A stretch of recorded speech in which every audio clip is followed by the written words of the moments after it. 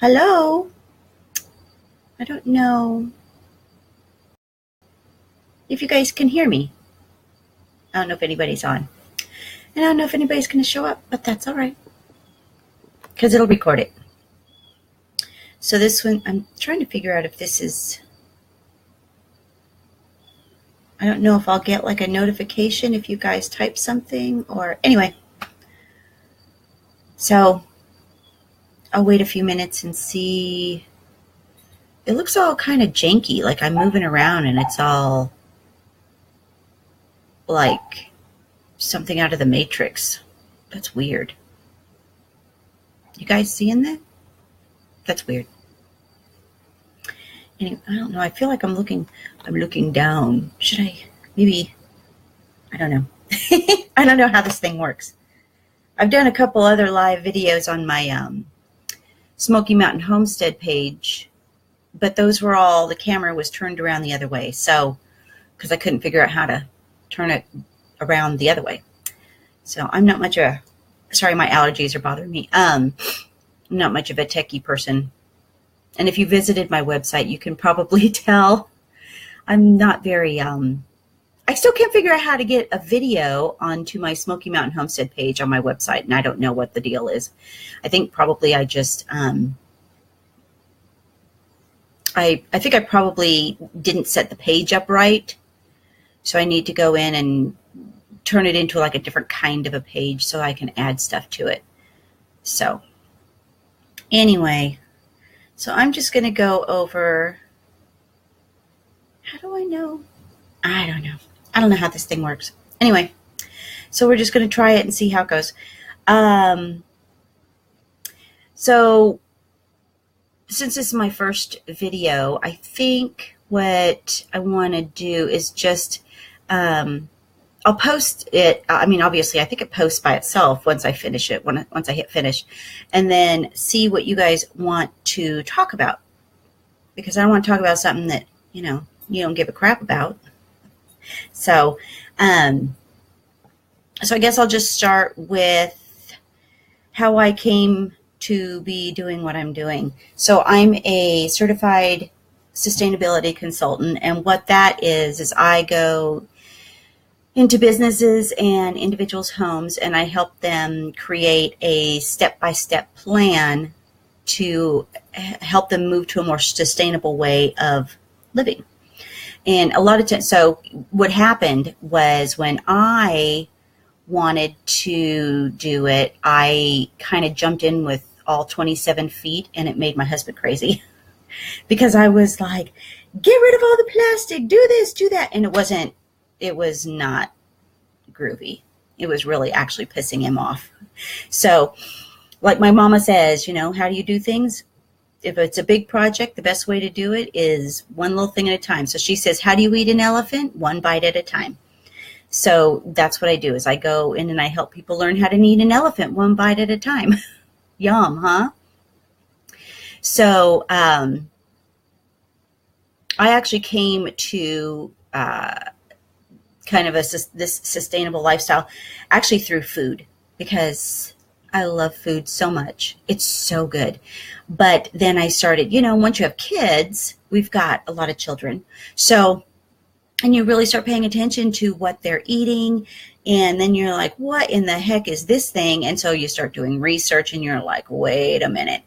And so I actually came to it from a food point of view and a health point of view. But because everything, once you figure out that everything is so connected, that, if you start paying attention to what you're eating and where your food is coming from, then you start going, oh, okay, well, then you look at it and you go, well, that not only is that not healthy for us, but that's not sustainable. So, and everything just gets connected. So, and it makes a lot more sense to me, science tells us that everything is connected. So, yeah, that's how I started out, and that was many, many years ago. So, yeah, and that's what I do.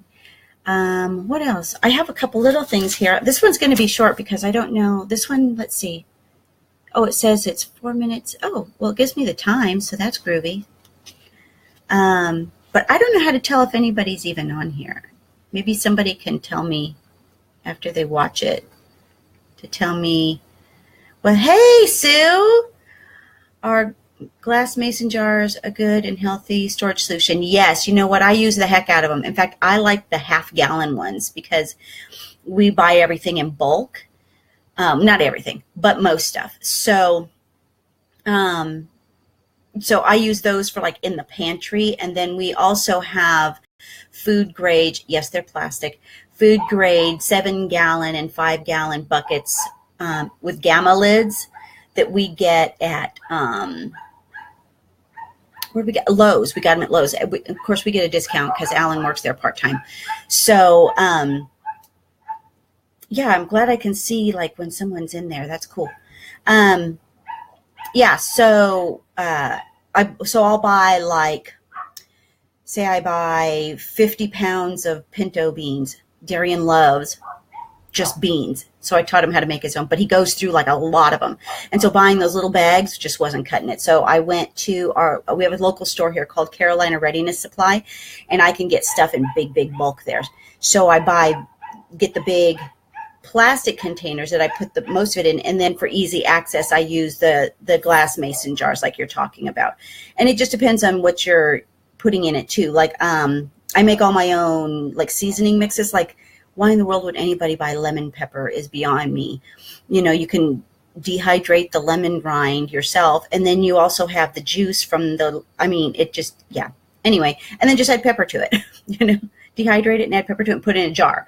So that's how I store all my mixes too. So what else do I use for storage? I actually, like in the refrigerator, I have some glass like Pyrex bowls that do have a plastic lid, but I'm not heating that plastic up. And because we wash all of our dishes by hand, they're not going into the dishwasher and the plastic isn't breaking down and then leaching into our food. So I'm not super worried about that. And then I have some old like vintage ones that are, do you have a source for the half-gallon jars? Like, oh, really? I got mine at, I think, Walmart. Yeah, I think that's the last ones I bought. We don't have a whole lot of like choices in stores here. That's our one big store. We don't have a Target or anything. Although I did see some at the feed store the other day. So if you can maybe find, look for, let's see, where would you go? You're in San Diego. Where would they have those? I would think that the feed stores would have them, but you're in Kearny Mesa or something like that, if I remember correctly. You're kind of right in the middle of town. You should be able to get them at like anything like a Walmart or a Target, or I would just like Google canning supplies San Diego, maybe kind of narrow it down because San Diego's huge. So, and not like you want to be driving out to, you know, Jacumba to go get canning jars. But yeah, we were just at a feed store the other day getting some stuff for the chickens, and I saw the guy had canning jars there. So, and our Tractor Supply, I don't know if there's a Tractor Supply in San Diego or not, because I never really paid attention to that. But if you can find a Tractor Supply, or you could order them online. I'm sure you can order them online. Just go ball jars, half-gallon purchase or something. I don't know. And I'm sure you can find them on Amazon. I don't know if you're a big Amazon fan, though. Yeah, so let's see. What else was I going to tell you? I can't remember where I was now. You, Sue, have you gone to tea? Have you had tea with it?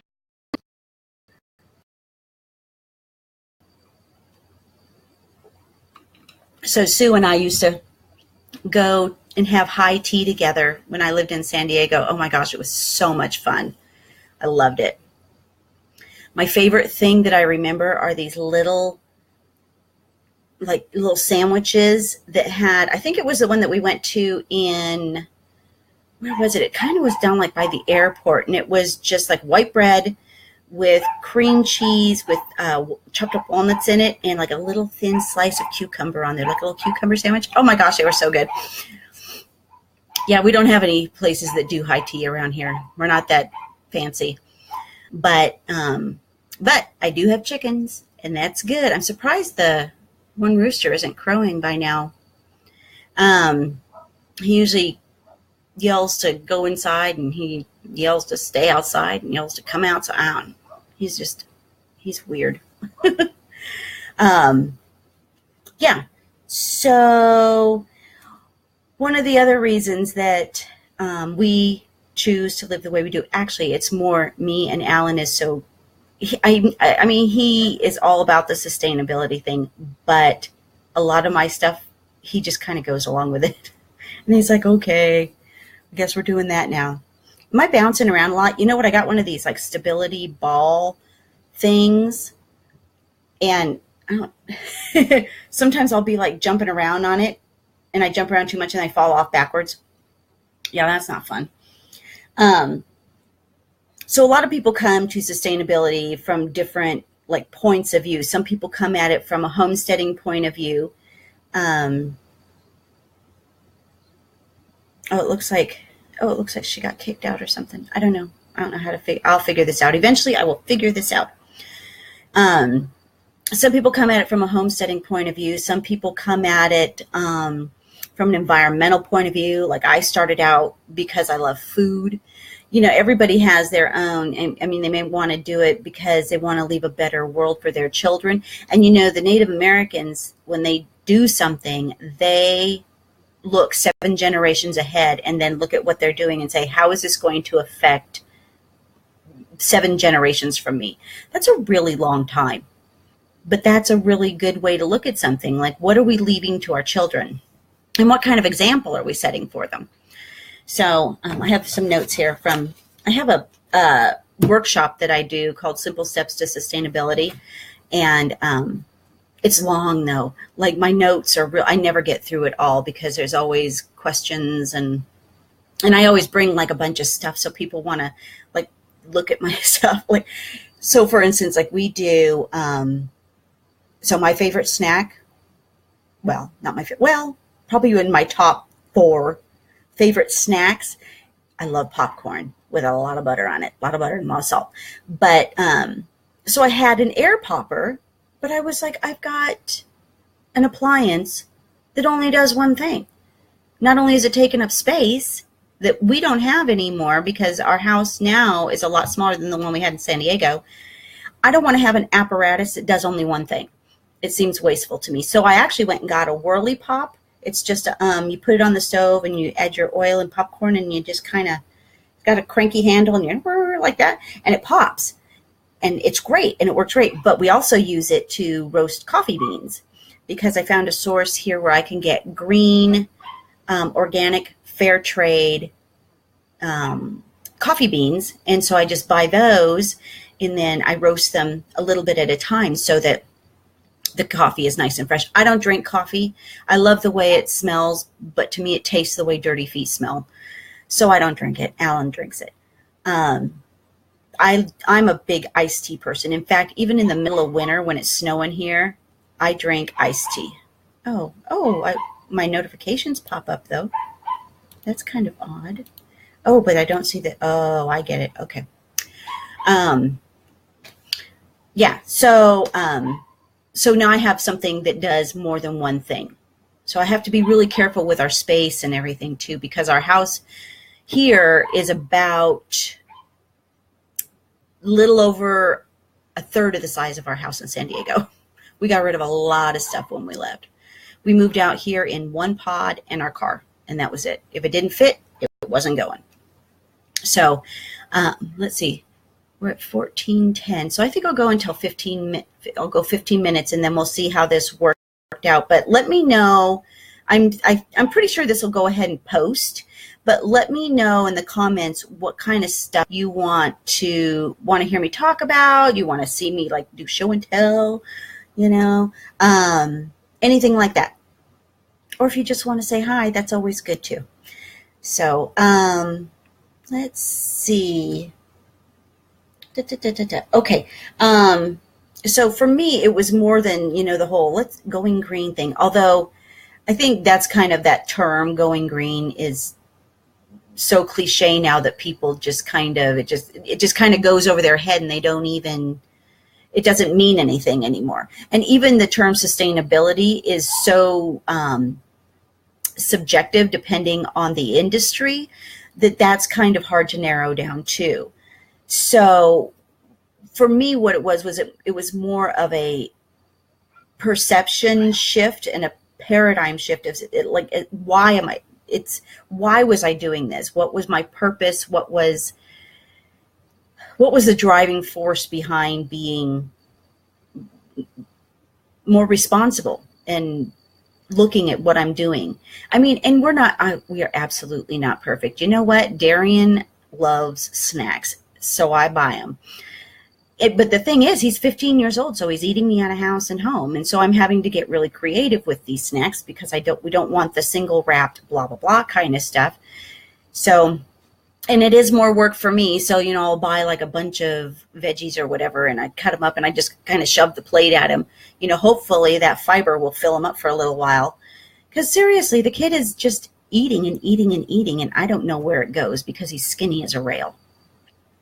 So, yeah, so for me, it was more of a perception shift, and it was actually choosing to see things that way. And it took time. You have to, and everybody, I mean, nobody's going to be perfect, especially like trying to be zero waste on the planet right now. I mean, unless you live back out in the Aboriginal backwoods of Australia or something, it's going to be very difficult to be zero waste just because we live in society. And that's how but you can do your best. I mean, you can only do, like my mama says, how do you eat an elephant? One bite at a time. So you do what you can when you can, and then eventually it becomes habit. And then it's just second nature. Like for us, it's just second nature to take our bags into the grocery store.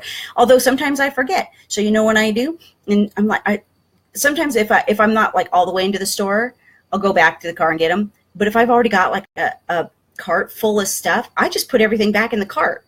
And then I have to roll the cart out to the car anyways. So when I get out there, I just fill up my bags with my stuff and then carry on, But people look at me like I'm odd, like I've got this basket full of stuff with no bags. It does look kind of weird. It almost looks like you're like shoplifting. But I'm not. It's just because I forgot my bags. Yeah, so, and then I've got, I went over, didn't I? I guess I'm talking a lot.